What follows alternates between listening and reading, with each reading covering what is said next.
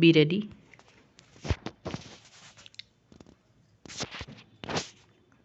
5 seconds. Start.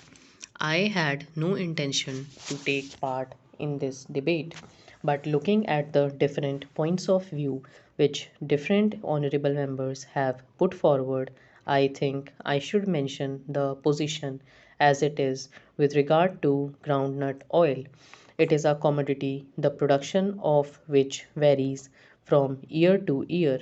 It has got to a large extent to depend on the climate, rain, and so forth.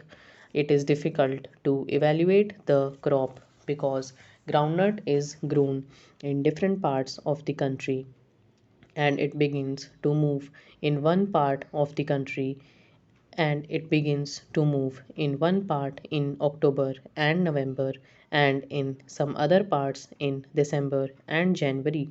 Therefore, it is difficult to evaluate the exact position of groundnut. Besides, we do not have correct data as regards the crop.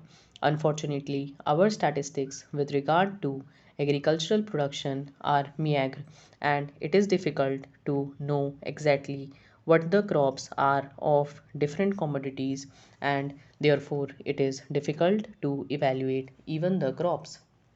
I would also like to inform the House that of the total crop of groundnuts, exports are to the extent of 2.5 to 5%. There is not so much of surplus as it is how somehow or other felt here. So whatever the export policy of the government, it reflects on the price structure. That very small percentage of export has a bearing on the price structure of groundnut because there is a very small percentage of surplus.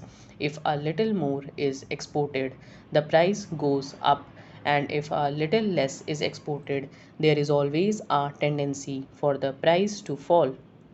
I heard as honorable member say that the policy should be such that the growers must know beforehand what it is. This year, if I may just illustrate, in the beginning the prices were much higher than what they are today. The prices have dropped even though export was allowed because the export duty was put in.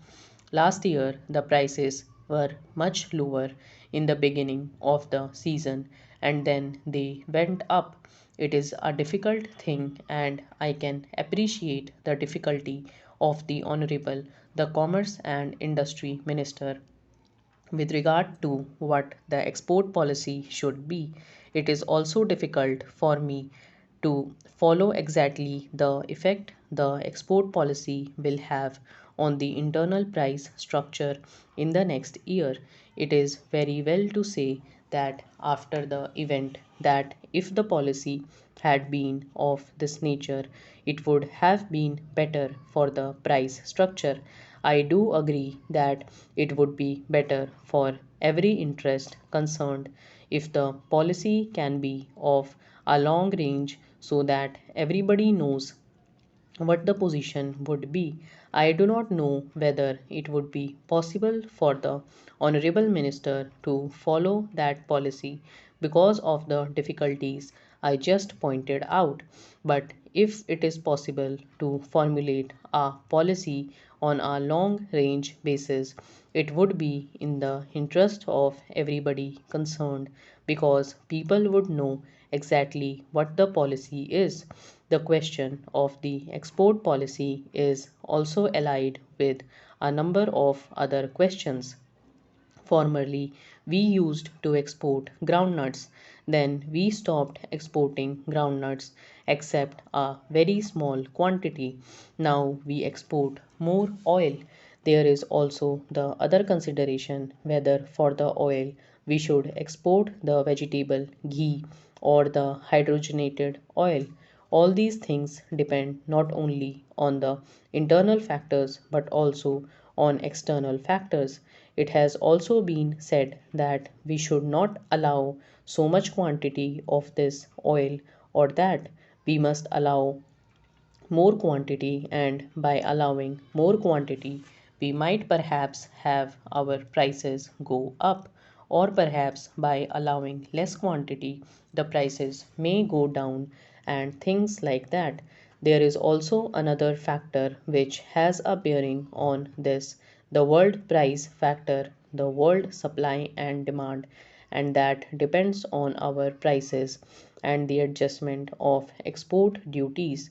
The policy, as I see, is that the maximum benefit of the export price must go to the state, and whatever little margin is left should go to the exporters. That has been the policy till now because there has been a seller's market, and that is why we could dictate with regard to prices. Now the position has changed completely in the world. It has become a buyer's market, and therefore it has to be considered whether in the buyer's market we can dictate our prices.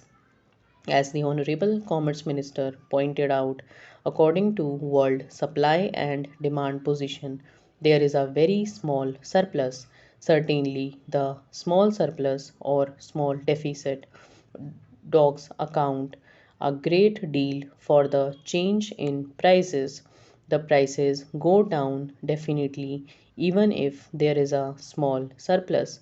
The world prices are so high with regard to oils and fats that a slight surplus is definitely bound to bring down the prices. I do feel that the policy must be a long range one. Stop.